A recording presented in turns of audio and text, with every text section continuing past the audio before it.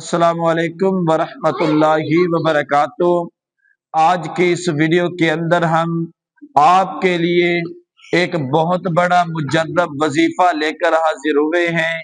हजरात मोहतरम, जो मेरे भाई, मेरे दोस्त, मेरे बुजुर्ग कहते हैं कि मेरी नजर कमजोर हो चुकी है, मुझे नजर कम आता है, आंखों के अंदर जलन रहती है, मेरे मोहतरम ये वजीफा करें, इंशाअल्लाह आपकी आंखों की नजर जो कमजोर हो गई है वो भी ठीक हो जाएगी, तेज दिखाई देना शुरू हो जाएगा।